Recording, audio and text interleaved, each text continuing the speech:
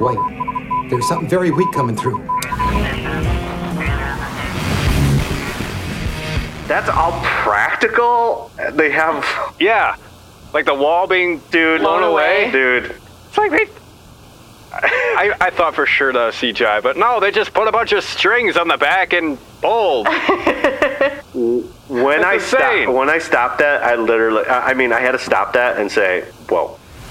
A long time ago, in a galaxy far, far away.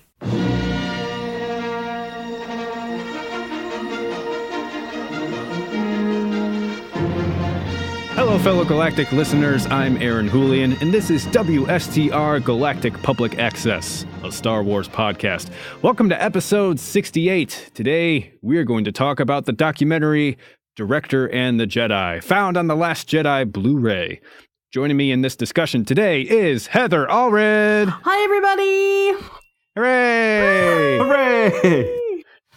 And the legendary Todd Hoffman. Wow. Legendary. I don't know if I can... Yeah. That's a title. I don't know if I can... think you've earned it. Okay. I think you've earned it. Just like your Jedi Knight title? Yeah, I suppose. So I got scooped up by a faculty member at my school to help sort out some podcast things.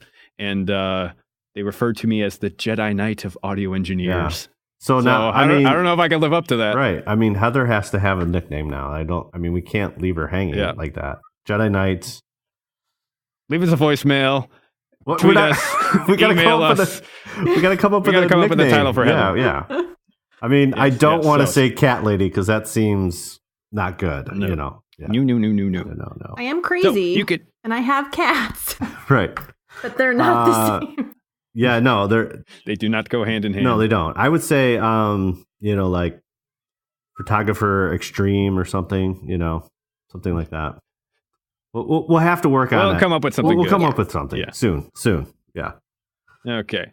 In the meantime, you can check us out on social media, WSTR Media, all one word, all lowercase, or you can email us at mailbox@wstrmedia.com.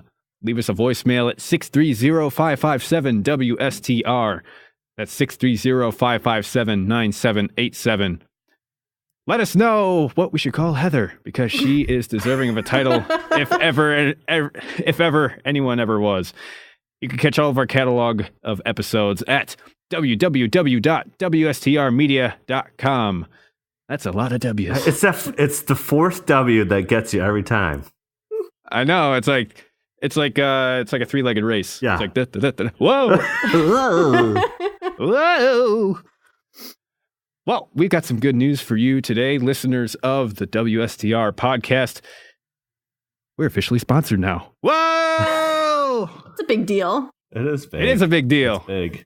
Today's podcast is brought to you by Audible. You can get a free audiobook download and 30-day free trial at www.audibletrial.com/WSTR. More W's. Whoa!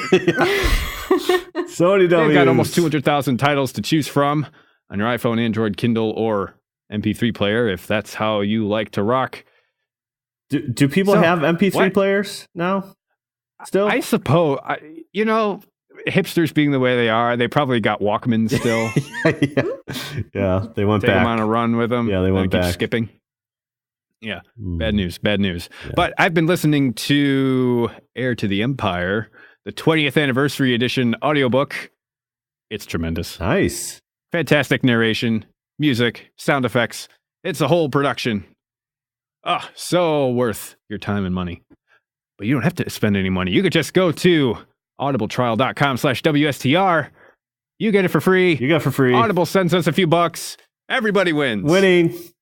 Everybody wins. And hey, if you cancel your trial, you get to keep whatever book you pick. Oh, that's awesome. That's amazing. No risk. All the reward. Yeah. That's awesome. 30 days of audibletrial.com/WSTR. And with that, I think we should move on to our main topic. And now for our feature presentation. All right, so we are talking about the Director and the Jedi. So this is on the bonus content of the Blu-ray. There's a couple things on the bonus features. There's the Director and the Jedi, the Balance of the Force, screen breakdown, lightning, lighting the spark, creating the space battle. Wow. Scene breakdown, Snoke and Mirrors. Scene breakdown, showdown on Crate, and Andy's Circus Live. Only one night only. But we are here to talk about the Director and the Jedi.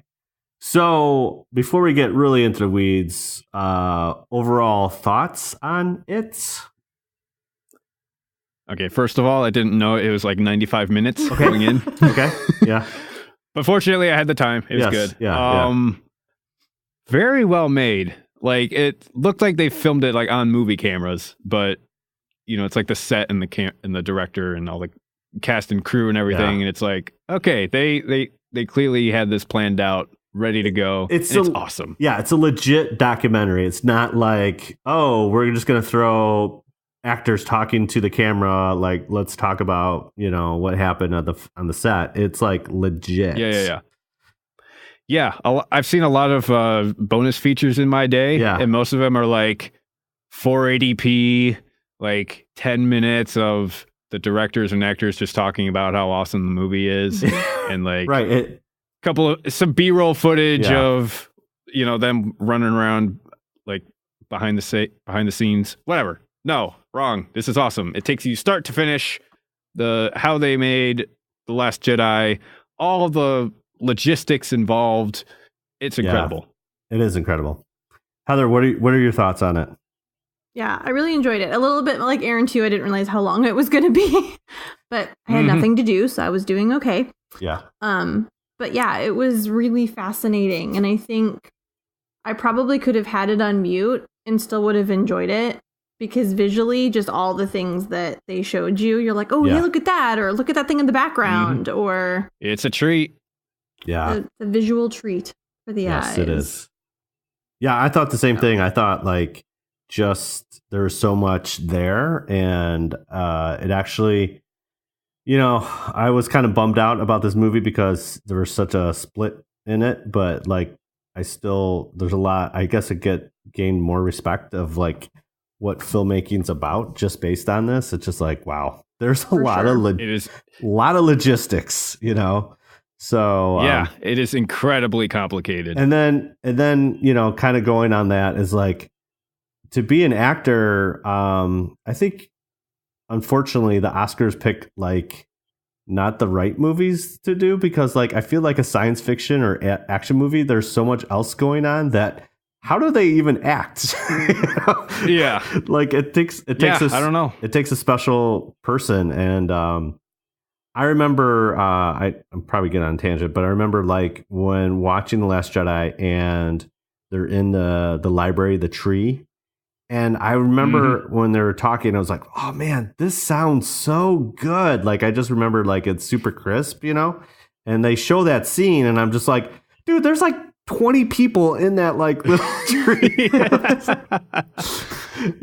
like, when there's just the sound of it. It's like, where are you from? Ray from nowhere, and it's just like, oh, this sounds so good. And then when you watch it like unfold on the camera, you're like, there's like so many people in this little tree set. I'm just like, someone's eating Doritos in the back. The microphone's like right above their head. You're just like, oh my gosh. Yeah. How Todd, a little FYI for you. Sometimes if they record the dialogue on set, then they find out later that it's just not going to work. Like somebody's munching Doritos in the back. Yeah, they do a post.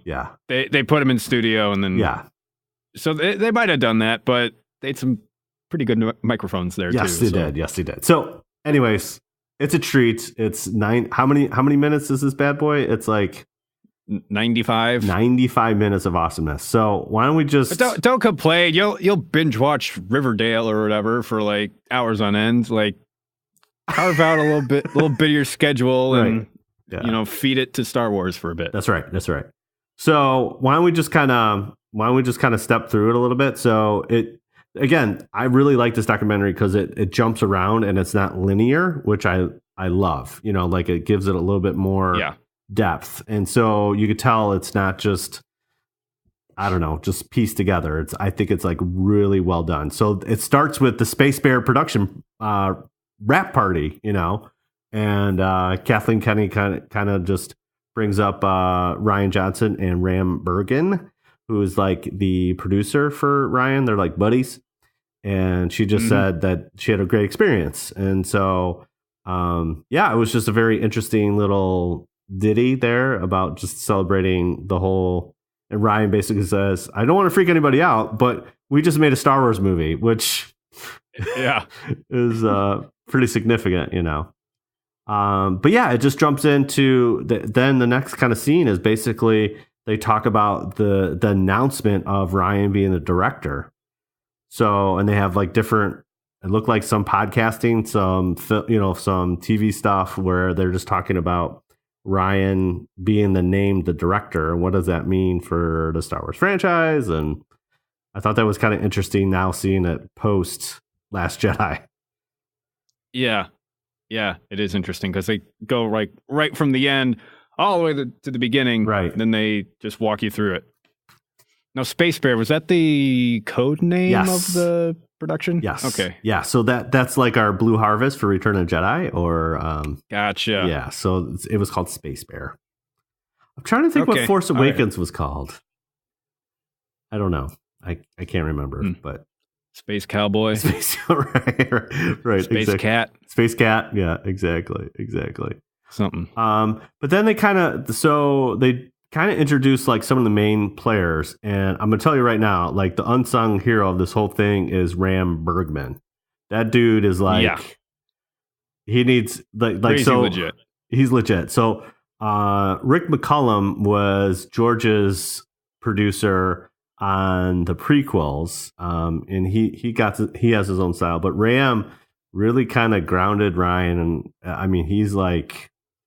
I mean, there's a couple times where they're talking and he's like, what's going on? And Ram's like, don't even worry about it. There's like this super long board meeting and you don't even need to know, you know, it's like. Yeah.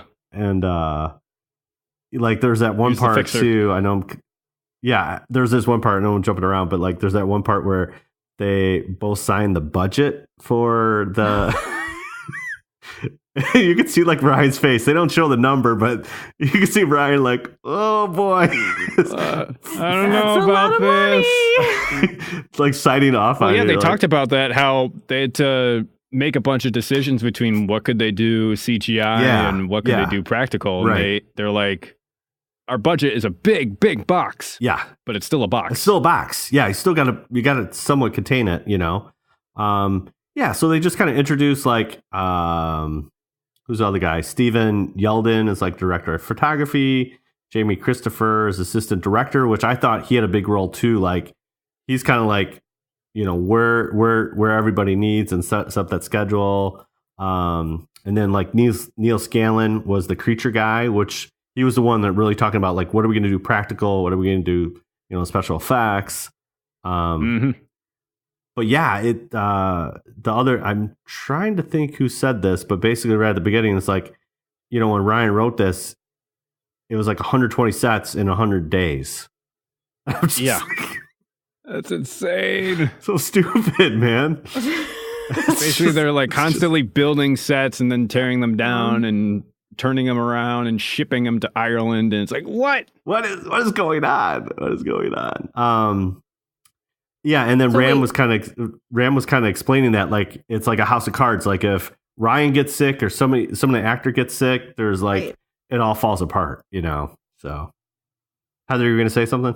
I was just going to say, was it me or was I the only one that thought Ram looked like Peter Jackson for like the first 10 minutes of this documentary? He does. That's not. No, it's not him. No, it's okay. Yeah. Then it kept confusing me. Right. But, yeah. So, So then there's also like at the beginning of this one, a guy comes in and they don't really show him on camera, but he's like, George Lucas wants to talk to you, and Ryan's like, yeah. While they're filming the documentary, Ryan's he like, just kind of butts in, and crowds the shot, and he's like, George Lucas is on the phone. Well, and Ryan, not even missing a beat, it's like, I've heard of him. But then afterwards, the the gravity of the situation like really hits him. It's like, wow, like that's kind of a big deal. Here I go. Yeah, he's gonna call you at 8:30. Okay, all right. And then there was also a funny like at the beginning here. There's a funny like little production meeting, and Ryan's like, he's going to like, I think it's Jamie Christopher, who's the assistant director, is like, I got all these Russian tweets about like That was a good part. keeping Hux alive, and they're like, what? I was like, yeah, someone was hashing. Hashtag Hux lives. Yeah. Thought that was awesome. So they basically say, we kind of knew this because they do a little sneak preview. I think StarWars.com released this, but they go to Ireland to go to Skellig Island. Skellig Michael. Yeah. Dude, this is like ridiculous. It's like a 2-day shoot. Mm-hmm. Yeah. They have 2 days. It's like this bird sanctuary, UNESCO heritage site, insanely inaccessible. Yes. And they got 2 days to shoot. Yeah. There was no porgs, though, on the island. I was surprised about this. I know. I think they went to the wrong island. They weren't there. They're out on vacation. Yeah. That's right. They all flew to a different part of the country. Yeah. So no, this guy, Ryan, he's crazy. He's trying to do too much. I know. And somehow he pulled it off. I don't know. So the weird thing is they literally shoot that like in 2 days, but it's way before even like really production starts on the movie, which is like insane. And I'm assuming that's because of weather, timing, and they just needed to get the crew there, get it done, and get out of there, which is crazy to me. I don't know how they do it. I don't know. And then the other thing that they say kind of in the beginning, like I think Neil Scanlon says this, is like, this is double the size of, basically if you combine The Force Awakens and Rogue One, The Last Jedi is even bigger. And I'm just like, what? Yeah. It's insane. Yeah, I guess because like also like the disappointment for me in Last Jedi, I felt like they didn't go around to a lot of different places. Like you just have, you have basically Act 2. Mm-hmm. You have Crate, you have Canto Bight, and then the ships. Yeah. But then he's like, there's 120 sets. And I'm just like, what? And it's bigger than, The Force Awakens, Rogue One. I'm just like, well, that's kind of weird to me. But when you start kind of seeing everything laid out, I'm like, holy cow, they did build like a bunch of different sets, Hundreds. Well, yeah, because it's like the throne room is one set, the Millennium Falcon cockpit is one set. Yeah, I know. Yeah. Like family room area of the Millennium Falcon is another set. Yeah. So, Ryan kind of talks about like he wanted to, when he started writing, he basically said, I want to know where these characters are at. And so that's kind of like where he started, like where does he want to see him going? And then this is where the Director and the Jedi, kind of the title comes in. Then you kind of have like Mark Hamill coming in and basically saying, what did he say, Aaron? He said, in reference to Rian Johnson, I fundamentally disagree with your concept of this character and how you used him. Now, having said that, I'll do everything in my power to realize your vision. It's not my character to decide. It belongs to other people. They just rent it out to me. It's a very weird way of looking at it. Yeah. Because for so many people, it's like Mark Hamill, Luke Skywalker, they're one and the same. Yeah. But apparently not according to Mark Hamill himself. Well, I think he's bitter about it. Really? And I know we talked about this before, but I feel like Adam Driver and like Mark Hamill knocked it out of the park. Not only from an acting perspective, but like, again, the way their story elements were, I thought they were amazing. And the fact that Mark Hamill kind of says this is kind of the whole press tour afterwards too. Like, this stuff started getting leaked out even before the Blu-ray, and it's like, and then so he had to kind of do some damage control. But I mean, it's his opinion. and a lot of people agreed. No one liked the way Ryan handled Luke, but hashtag not my Luke. Yeah. Yes. Yeah. So after that, that you kind of see, something's already brewing, and before it even filmed, like he didn't agree with how it went. And then Neil Scanlon, I think, is the one that says this, like, Rian Johnson has like two ways of accepting, this is kind of like the Fabuloso that George used to do. Like when he came by, like Ryan just giggled. Yeah. He just giggled. Yeah. Just this high pitched giggle. Like, and then they show, or if he didn't like something, it's just yeah. Okay. And the funny thing about the documentary is that they show like him looking at different things, and he's like giggling like a little schoolgirl, and it's just like so, so awesome. Yeah. So weird. Yeah, it's weird. Because he does that, and then John Boyega says that he never lost his cool. He was never like furious, angry, yelling, whatever. He was just cool as a cucumber the whole shoot. Yeah, and it's like, with that much pressure on you to maintain your cool like that, that's insane. Yeah. Well, the thing is like they didn't go into this much in the documentary, but basically he was writing The Last Jedi right before they even started beginning filming The Force Awakens. You know what I'm saying? So it's like, true. It's crazy. It's crazy. So, okay. This is probably for me like the biggest thing of the whole documentary: the sea cows. Mm-hmm. Oh boy! Like they airlifted the sea cows. Yeah, those weren't CG. No, well, I knew they weren't CG, but the fact that they like airlifted them, just like, what is going on?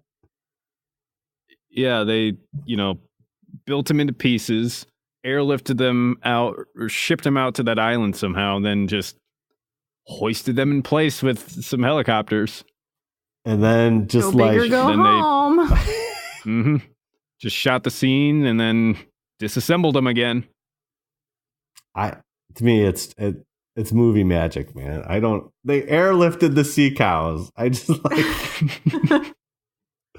oh man. And then the other thing was the tree set, like they had a location that they thought would be a good, but the fact that they knew that they were going to use like a regular puppet for Yoda, like logistically to fly everybody out there and get that set up didn't seem practical. So they literally built like the hillside of that mountain and put a tree on it. And they blew it up. And then they blew it up, right? They lit it on fire. Like, that's not CG either. Yeah. It just rigged that thing to blow. Yeah, exactly. Heather, what other things did you like that you're seeing in the this documentary? I don't know if we're following a certain order, but we're not. I mean, we're kind of. Okay. I'm just gonna go rogue. Yeah, just go rogue. See what I did there? I'm funny. I did. So, we'll go back to the tree situation. Okay. That was very fascinating, the building of the tree and how it was going to be built to then basically blow it up, for lack of a different terminology. Yeah. But I have to be who I am and be true to myself and know that within that scene, you can't not talk about Yoda. And the beautiful moment of Mark Hamill reuniting with Frank Oz.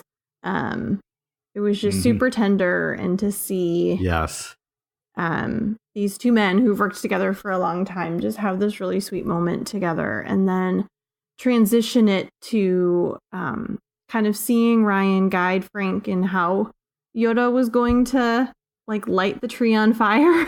Yeah. And then he does it like would not even like, I can just see Frank Oz being like, done. And he just like, he just goes into Yoda mode and he like lifts his finger and you're like, Yoda's alive. I know. Like, that's literally the response that I had. I was like 7 all over again. It was pretty exciting. Well, and just the fact, like you said, like Mark Hamill hasn't seen Yoda since Empire, which is 1980, basically. And he got emotional, Yeah. And one of the things when they're filming Empire 2 is like Carrie and Harrison Ford already left the set. So it was really just, and they were over time, over budget, and they had to get, and the last part was Yoda.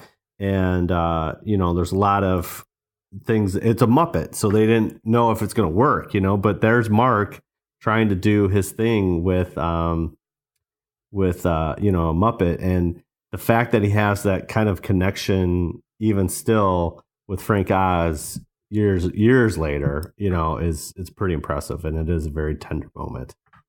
Well, and they made some comment too about how, we're looking at Luke with Yoda from the original trilogy, that you couldn't have this reconnection CGI. You'd had to have done it practical with the Muppet.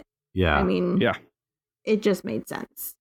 Yes. So, yeah. That was a huge they even moment. used the original mold to remake Yoda. Dude, was that not cool when they showed that? Like, I was like, oh my gosh. So cool. It's like a holy grail. And I'm just like, oh my gosh.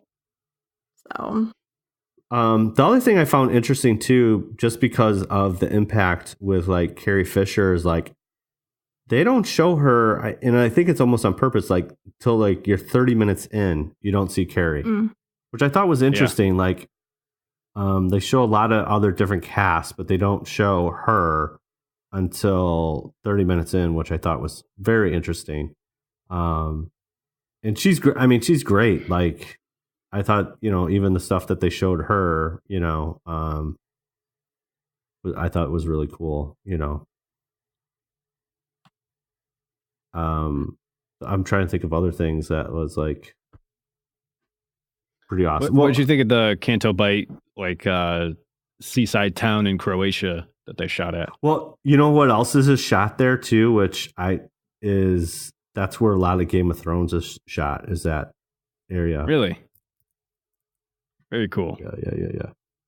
I thought, dude, well, first of all, everyone hates Canto Bight, and the fact that they show like Ryan walking into the set, like the main room, and it's just like, it's huge, it's ginormous, and just the fact that they brought in all these different characters or actors, basically, some of them weren't even actors. It was like, you look strange, you look cool, like you look unique. And they had that like really old guy that was from A New Hope. The original. Yeah. Yeah, he was in the cantina. Yeah. And then now he's in the casino. Yeah, I know. I was like, dude, that is amazing. It was amazing. Yeah, and the fact that like even Ryan says it's like, okay, we're about to shoot this, and there's like practical stuff that needs to happen and everything needs to be in place, and it's just like, you don't realize how a coordinated effort that is. And the one shot, which I do love, that shot where he has that like a steady shot through the casino. Yeah, it's pretty amazing how they filmed that, Yeah, I mean, from the production standpoint, I really, really like Canto Bight. Yeah. Just because it's like a side of Star Wars that you haven't seen before, and the scale of it is just massive. It's and huge. It's so glamorous and glitzy and all that. Yeah. And it's incredible. And all the alien designs and creature designs and all that. It's just such a shame that story-wise it just doesn't make right. sense. It doesn't fit. And just they had the costume guy there, and they're showing Ryan some of the costumes, and like they have that one girl kind of walk down, like basically like catwalk, kind of see what's how the dress would flow and everything. And he's like, perfect. And you can see the costume designer just like light up. He's like, yeah, we finally, we did it. Well, we kind of talked about this before, you know, like it has to be Star Wars, and it's a unique little thing. You don't want it too Star Trekky or Doctor Who, or, you know, even Ryan mentions it, like that droid looks too Doctor Who, or, you know, it's like it has to be just perfect, you know, and there's different elements, you know, that are interesting, you know, that they're like, this has to be this way, you know, which I thought was cool. Okay. All right. Yeah. I want to say this too, like not only the tree set, but the village with the when Luke finds Kylo and Rey doing their little Skype talk, he comes in there. That's all practical. They have like the wall being blown away. Dude. It's like I thought for sure that was CGI, but no, they just put a bunch of strings on the back and bold. When I stopped that, I had to stop that and say, whoa. I was like, dude, I was blown. That's one of my favorite scenes in the film. You know, I was like, oh, that looks so cool. And the reason it looks so cool is like, it was all practical, dude. I mean, I'm sure they added a couple rocks CGI, but literally that whole back wall was wired rigged to explode. Yeah. That's insane. And then then later they pulled down that entire set, shipped it off to Ireland, and like rebuilt it on the island for a few shots. Yeah, you know, that was cool too, because they showed like Ryan, and it's like pre-production, they showed like the village in a miniature, you know, and you could kind of they're talking about the logistics of like where they want to film. So then they film it on the back lot of like Pinewood because they needed the night shots, and they pour the rain down, you know, and just like, this is awesome. This is amazing. And then they break down that set and then ship it over to Ireland. You're just like, what is going on? Sure, why not? All in a day's work. Heather, what are some of your other favorite parts? Puppies. Okay. Puppies. Okay. So, crystal foxes. Going back to our creatures and our friends and whatever. Yeah. These people made a puppy suit with the crystal pieces on it. Yeah. And had a dog run around in it. Yeah. Come on. I love it so much because you have just such creative people. Yeah. Like thinking through, well, how would that crystal fox move? Right. What would the jingling sound like? Yeah. How can we pull this off realistically? And they're like, well, let's make a suit and put it on a dog. Right. Yeah, well, I don't know if that's what the final result is, or if that was just like a reference. Well, I'm sure it's just a reference. Way, it's still really cool and cute. It's like the Disney animators with The Little Mermaid. Yeah. They looked at, I forget her name, who went to space because history is, you know, I'm not in school anymore, but you know, they looked at her and how her hair moved in space to create The Little Mermaid underwater. Oh, wow. It's just cool. There you go. Just things you need to know for random trivia. Yeah, I think that was twofold. I think they were trying to see if it would work, and probably, like you said, like a reference point, like how that dog would walk with that suit on, you know. The other thing, let's just stick on the creatures with the Faviers, like, so ILM programs this animatronic thing, and then they make a creature out of it, and it can control things. And then Ryan's like directing the Favier like it's an actor, and it's just amazing. Yeah. So what they did is that they built the mechanical creature first. Yep. And then they got that rig ready to go. Then they shipped that rig off to Industrial Light and Magic. Yep. And then they actually took that rig and animated it. Yep. And then they send it back, program it into the rig, and it could just do stuff automatically. And then a bunch of the fine details and stuff, they have like a human operator to do that, which is right. Yeah. Awesome. Yeah. Yeah, that was cool.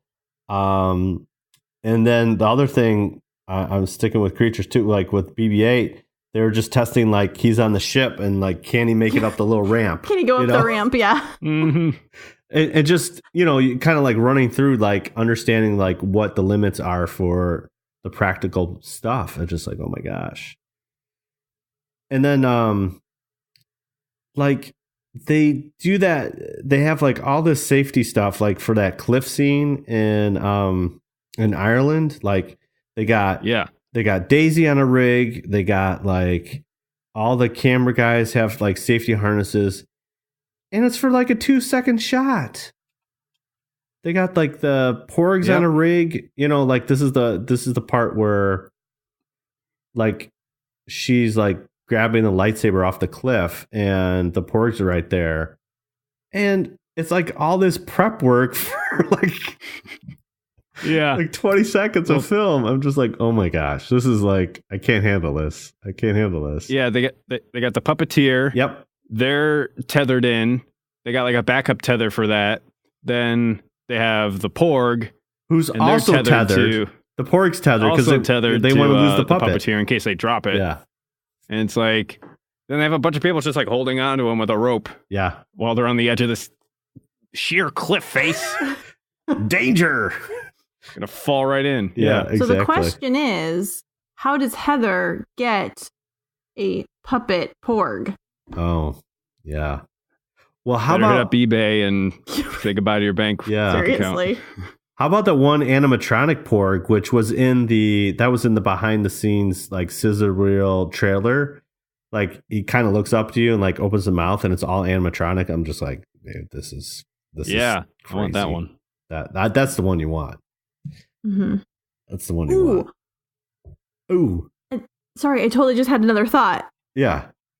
But it's totally changing topics because that's how my brain works. That's okay. But Andy Serkis. Yes.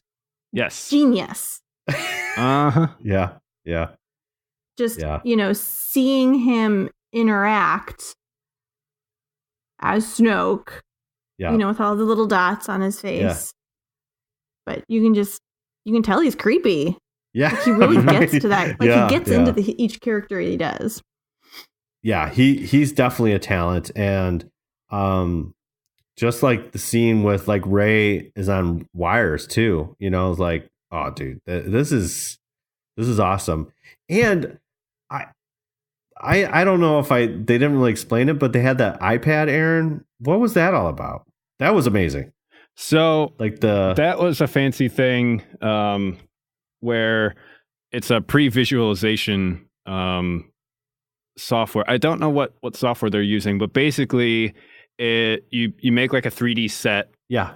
You load it into the iPad. Yeah. And then it's basically like a almost like a VR set in there.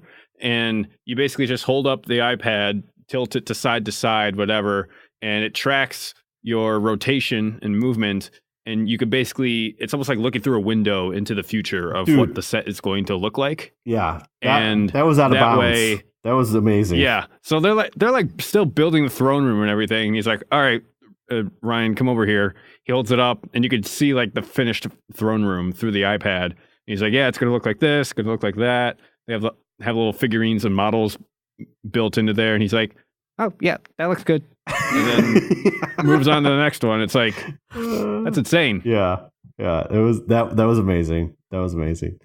The other weird thing that was a puppet was this kind of goes hand in hand. Like the puppet, the droid that was doing his like scar was like an actual puppet. I thought that was fascinating. I was like, dude, that wasn't CGI. And the other cool thing, which totally makes sense, is that like Daisy Ridley was right there when we were talking, and she, was right there on set with Adam. And I thought, oh, okay, this is cool how they did that. They didn't shoot it separately; like they shot it together, like they were right there. Which I thought was interesting. Which makes it real too. I think she had the gun and everything. I thought that was cool. But yeah, there was that one part where the makeup guy's like, it took like 6 months for them to figure out like Kylo Ren's scar. I was like, Yeah. what are we doing here? Pretty insane. Like they had that like, how would you like to be that like dummy guy that was like the Kylo Ren stand-in and just sitting there like The stand-in, yeah. like half naked, like it should be this black strips all up you. A little back to strip, Like, do you want to hear? A little to the left, a little to the right. Right. Yeah.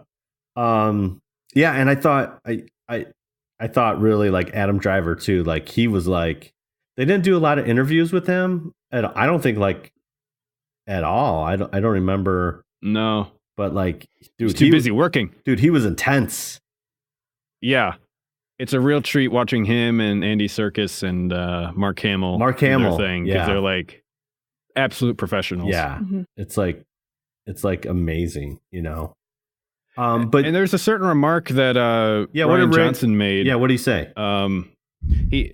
He said he was talking about Kylo and Rey and how they're basically two halves of a protagonist, which is very interesting. And I had never considered it that way, but basically Kylo is kind of like he's like the anger of adolescence, I think is what he said. Yes, yeah. And whereas Rey is kind of the more like the naive, hopeful, optimistic side of adolescence, and the mature one. Yeah. Yeah. And it's like, all right, if I understand it as like two halves of a protagonist, that kind of makes more sense. I'm not sure I entirely like Rey more because of that, but it does kind of explain some things, and I do appreciate that for sure. Yeah, and he also said, which we kind of all knew, but like Darth Vader's not relatable.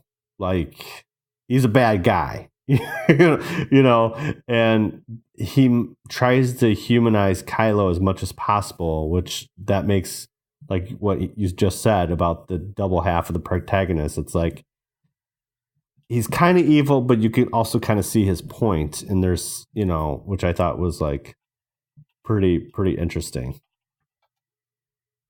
Mm-hmm. But yeah, that I thought that was, again, like Adam Driver's like super intense. So what other fun things? That fight scene in Snoke's throne room, that was incredible to watch. Just because they had like different angles and slow motion, and them like rehearsing it, then actually performing it, and it's like Rian Johnson compared it to watching like an old Jackie Chan movie where it's not like I guess the opposite of it would be the Bourne movies where it's just like fast cut after fast cut. And it's like whoosh, whoosh, whoosh, whoosh. You don't even know what's going on. Right. But with stuff like this, it's just wide angle lens, you know, stand back and just watch the action unfold and then follow it around from here to there. And like, that's the old school way of doing things. And it's really impressive. And there's less cuts. Like you said, like, not that, I'm sure like with Jason, like the Jason Bourne movies too, is like, it's super fast paced and it's up close. This one's more or less, let's take a step back with the wide angle and just let it play out. And it's beautiful. You know, it's wide open, but it's like these long scenes. It's not like these fast cuts of action, you know? And again, that's the way he shot that as far as like how it's timed too. Like some of it's like, it slows down and it speeds up and it slows down. It's amazing. Yeah. I'm going back to Cantabite. One other creature, that little frog dude that was like the I don't know. He was just like, they were testing out all the practical stuff and he's just talking. I'm just like, oh dude, I love you, little Mr. Bean frog dude. Do you remember that? Was he the one on the poker table? Yeah. He was just kind of talking. I was like, oh dude, that was awesome. And then there's the whole scene in the Sanya that they don't even show. Oh, the sauna, like, where they were like playing with where the towel needed to be, and Mm-hmm. Yeah. A little risque, It's like, what is... Mm-hmm. And our good friend Warwick Davis was one of the alien creatures, and he gets caught. It's like, what? Yeah. Bummer. Bummer. Oh. Yeah, I mean, I guess the couple other things too that were cool were the whole pole vaulting scene was kind of interesting. Yep. And there was like three Mark Hamills. How many stunt doubles did he have? Yeah, he had like two. I think he had two. And then Brian's like to the one guy's like, you're not afraid of heights? And he's like, nope. Like, that's pretty cool. I thought that was interesting. Mm-hmm. Yeah, I mean, it overall, I just really like how they shot this documentary. I thought it was like really well done, and they just like they jumped around a lot, and I thought that was super awesome. The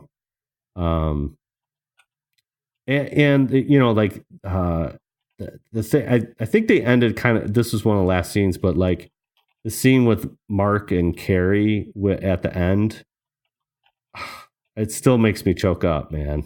Like, you could kind of see like Kathleen Kennedy kind of get choked up, It's like, oh, dude, this is like, and then Ryan like goes over to her and like thanks her, and they have to do another cut. I'm just like, how do you do this?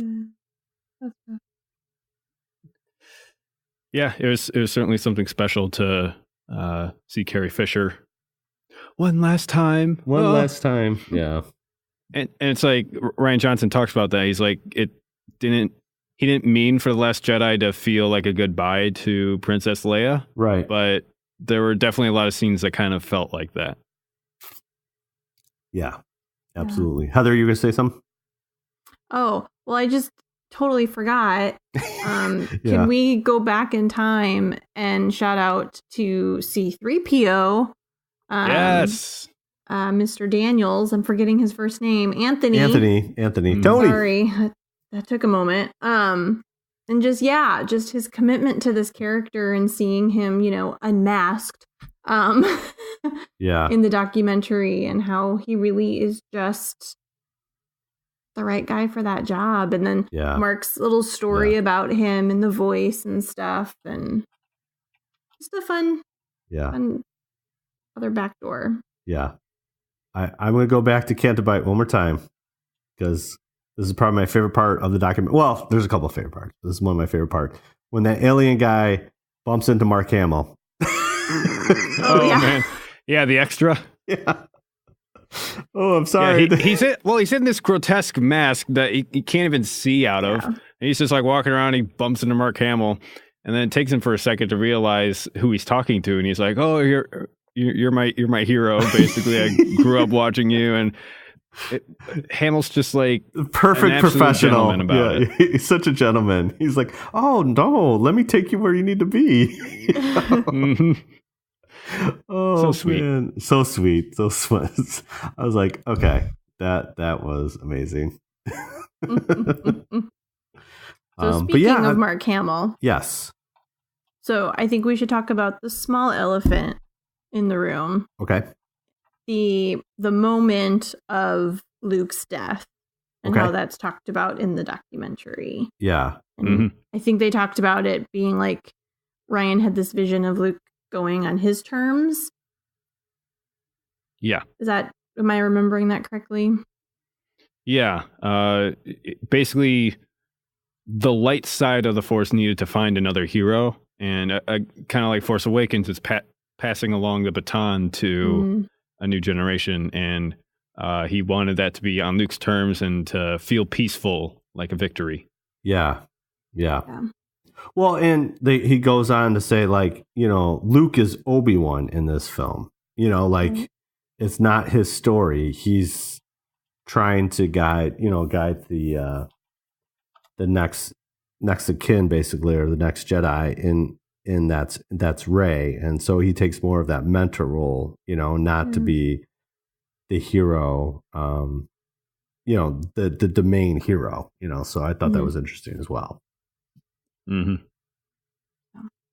Yeah. I just liked that as a bookend to the beginning portion of him being like, they've screwed up my character, and then to back end it with that kind of nice tribute. I like that. Yeah. No, again, like I liked how that was portrayed on film as well, just because I feel like he is legendary, and it sparked, it's carrying the torch, and I think that's good that, like you said, it kind of go out on his terms in a peaceful way, and not. It could have been done a lot differently, and I think it was handled with some grace there. So, okay, any final thoughts on the documentary? Man, could they do this for like every Star Wars movie forever? Because it's really entertaining, really informative, and it's just continually impressive how talented the cast and crew are who put together these Star Wars movies. Yeah, and they kind of cheeses my onions whenever people are like, oh, they're just lazy about making a movie. Or they go to this huge $300 million production and they're like, it was all right. It's like, it was all right. Boy, get you some gratitude. Yeah. Well, I feel like, I feel like if you didn't like The Last Jedi, I think you owe yourself just to watch this, and it might not change your opinion about the movie, which is fine. But I think it might add just a little bit of more reverence and respect to the picture, I guess, would be my thought. Yeah. Again, there are some questionable plot points in this movie. I totally get that. I'm not dismissing that, but I feel like if you didn't like the picture, it's just seeing there's still a lot of people that believe, and there's so much work and effort into this film. It doesn't go unnoticed in this documentary. Yeah.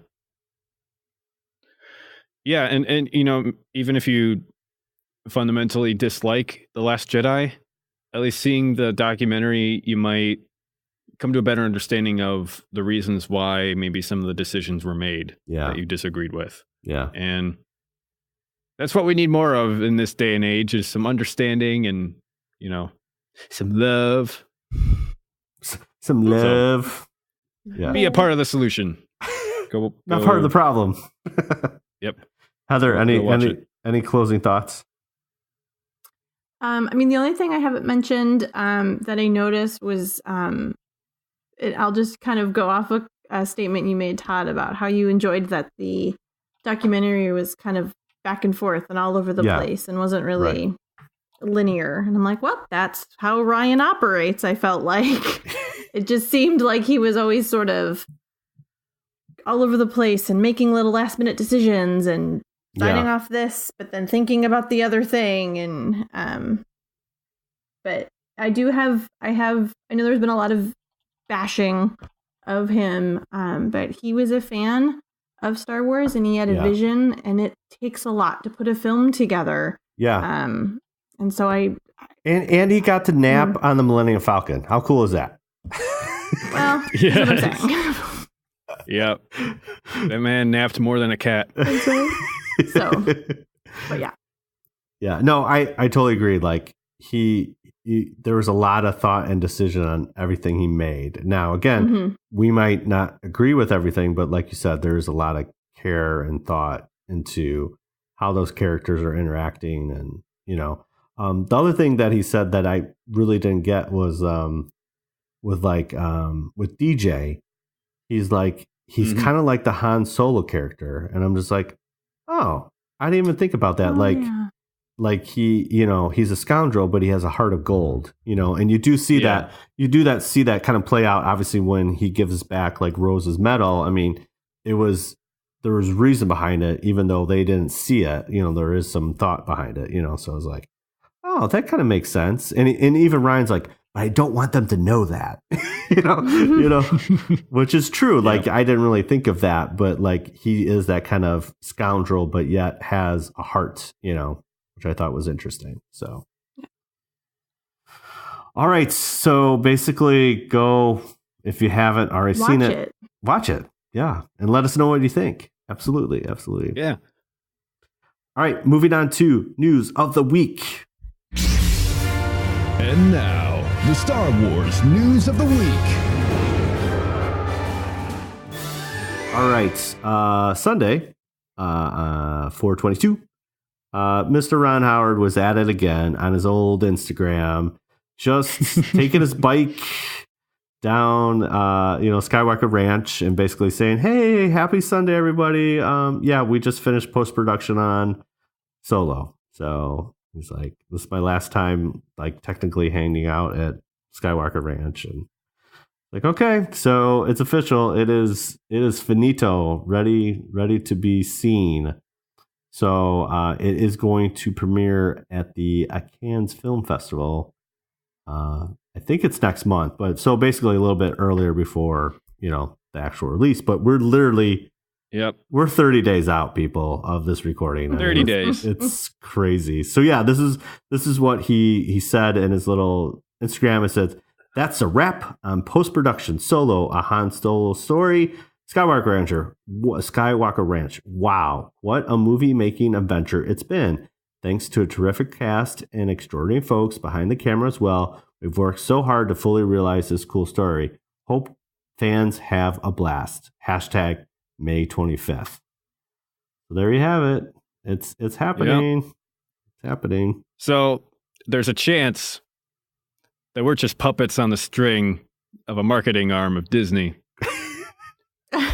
However, I am getting a bit more excited for Han Solo as the days go by. So cautiously optimistic. Cautiously optimistic. That's how we got to go into this. Ron Howard is doing his own PR, which I think is fantastic. And this just dropped today. There's Empire, the magazine, had exclusive photos and interviews, and basically Alan Alderich basically just dropped that he signed for 3 movies. Whoa. That's getting its own franchise now? It could be. I don't know. It's too much. So this might not be too much. This might be the last Han Solo you see. So we'll have to see. I don't know if he meant to say that, but that kind of just dropped. You know what I'm saying? Next, this last weekend, Run Disney happened this last weekend, and you could run a 5K, a 10K, a half marathon. If you did all 3 in a 3-day period, that's called the Darth Vader Challenge. So if you're not familiar with this, basically Run Disney does this a couple times a year, and they kind of close the park down, and you start out like at 5 a.m. in the morning. You get to run the park. But they got so much cool swag, and you get a really cool medal when you're done. What? Yeah. Yep. So and you get like photo ops with characters along the way. Yes. And you get to come these people put together running costumes in character. Yeah. I saw a bunch of running TIE fighters, and I was like, dude, this is amazing. Yeah. This is amazing. It's also wicked expensive, but totally worth it, people. Right. I hate running, but I want one of these medals. Like, I don't know. I need to have one. So you want to do just troll eBay in 6 months and you'll find something. Did you earn that? You're like, no, I bought it off eBay and it was fantastic. Sure. You should see the other guy. Right. Yeah. Oh man. Yeah, but I was like, I really want a medal, but I don't know. It is, like you said, it's kind of terribly expensive, to go to the park and be like, oh, what'd you do? 3 days. I ran, right. Yep. So, And then finally, new casting report found by that hashtag show indicates Star Wars Episode 9 is casting a female lead, 40 to 50 years old, to play the role of Mara. Now that's what? So for those who are everything. So for those that are not, our listeners that don't know who Mara is, basically, Mara is Mara Jade from the Expanded Universe, aka the Emperor's Hand, aka Luke's wife. And created by Timothy Zahn. So she is one of the most well-rounded EU characters out there. But they use these names, they kind of cycle. So like Kira was Rey in The Force Awakens, and Kira kind of shows up in Han Solo. And Rose was Maz in The Force Awakens as well, and Rose showed up in Last Jedi. So can't get too hung up on the name, but you hear the word Mara, and it raises an eyebrow or two, like, what is happening? So, all right, moving on to Katina Chat.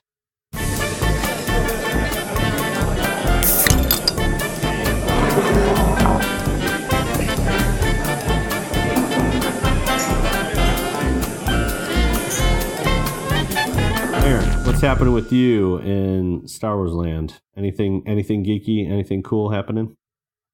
Lots of despair. Yeah. Screaming into the void. If I had hair, I'd be pulling it out. Because school's wrapping up, which means I have no time. However, the final countdown.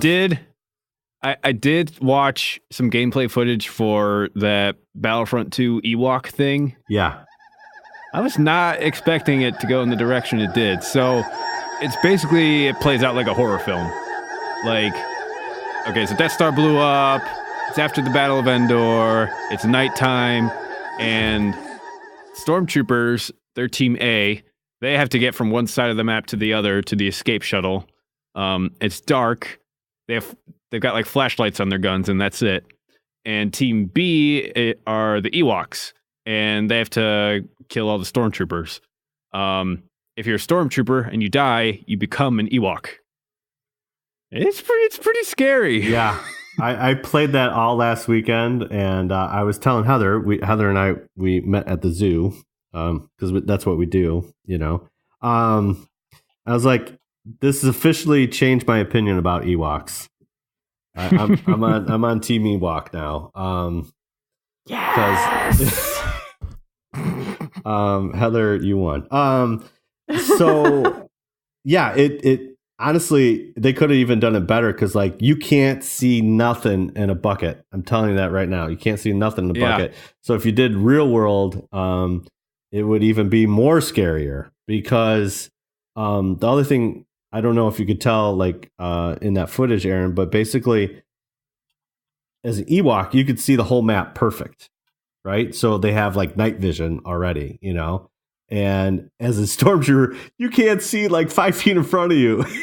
So all of a sudden, you put the flashlight on, and it's kind of like, how when you see a dog or a cat when you're, like, driving, and you see, like, their eyes like that reflect? It's just like that with the Ewok. You're like, there's an animal. And it comes up and stabs you. Spooky. It's spooky. But I could tell you, the one time I was the only surviving stormtrooper in the match. And I was like, yes, take that, furballs. Nice. Because like, that's the other thing, which is kind of cool. So, it's a small map and there's like this cave. And so after playing a couple times, like all the Imperials go in the cave and be like, all right, we're just going to stay in the cave because there's like 2 exit points. And so as an Ewok, you have to kind of go in there to get the stormtroopers, So, but then at the end, you have to get out of the cave to get to the shuttle. And you see the shuttle in the distance. And so it's like a mad dash, And but this one time I was already out of the cave and like, all these Ewoks are coming after me, and I shot them all, and I got in the shuttle. I was like, yes. Take that, fuzzballs. But then there's but there's the other side when you're just like, there's like, you know, like 6 or 8 Ewoks, and you're just like, you know, like you could see all these flashlights in the woods, and you're just taking them out. It's so much fun. So, anyways, yeah, it's great. We are not sponsored by EA. No, but they took it away. That's all I'm saying. It looks cool. Yeah, no, but they took it away. It was already gone. It's already gone. So hopefully it'll be back. That was like a limited time event. Yeah. So hopefully, it'll come back. But it was a fun little weekend, John, and it converted me into liking Ewoks again. So I'm Team Ewok. So there you go. There you go. So it was kind of like a double header. See, that was me and you, Aaron, together. There you go. All right, Heather, what have you got? Yeah, Heather, what do you got, man? Well, I've always loved Ewoks, so kidding. Yeah, so I did something really stupid, but not stupid at the same time. So, my best friend from California was in, and we went to the Disney store at the mall because that's what you do. That's what you do. Right. And I have a Disney credit card because then I earn Disney points. So when I go to Disney, I can do fun things. Right. And as we were checking out, because we both bought something, they are like, hey, do you have a Disney credit card? And I'm like, well, of course I do. Of course you do. Then they showed me all these other options because the credit card has pictures on them. And mine has like Mickey and, you know, Donald on it, which is fun. Don't get me wrong. Yeah. Mm-hmm. Heather ordered herself a new card with Yoda on it. Oh, hooray! So I can make wise decisions when I make purchases. Yeah, exactly. And then you do not. Purchase, I will. I will. Perfect. I love that. Yeah. And then I have had a friend help me put together my very first Star Wars tattoo. Ooh. So now I have to make it permanent because the Sharpie is, you know, coming off. So yeah. Right. Yeah. But yeah. So that's awesome. Those were my big geeky things. Yeah, that's pretty big geeky right there for sure. That's awesome. Heather, yeah. I was just going to say, when are you going to make that permanent? Soon? I'm waiting to hear from my tattoo guy to schedule that appointment, so stay tuned. Stay tuned. But hint, it may or may not be a droid, people. Right. On the next episode of WSTR podcast. It's like how they're like, ow, that hurts, ow. Well, that's awesome. Oh man, if we did a live episode from the tattoo parlor, that'd be something else. We could do it. We could do it. Yeah. Heather, you want to wrap us up? I would love to. So thanks again for listening to another episode of WSTR Podcast. Be sure to check us out on social media, WSTR Media, all lowercase, all one word. And we still want to hear from you because I still need a nickname. That's true. Title? What are we calling it? Nickname? I forget. Title. Whatever. So comment, tweet, rate us on iTunes, email us at mailbox@wstrmedia.com. You can leave us a voicemail at 630-557-WSTR or 630-557-9787. Leave us a voicemail. We'll play it on an upcoming podcast. Check out all of our episodes at www.wstrmedia.com. So many W's. Yeah. So many W's. But those are all the ways that you can get a hold of us, and we'll be on the lookout for you. And then next week, we're going to talk about Star Wars. What? No. But we're going to look at maybe some deleted scenes from The Last Jedi, gentlemen. Yes. Let's do it. Yeah. Awesome. All right. Well, I guess there's only one way to end it. Now This is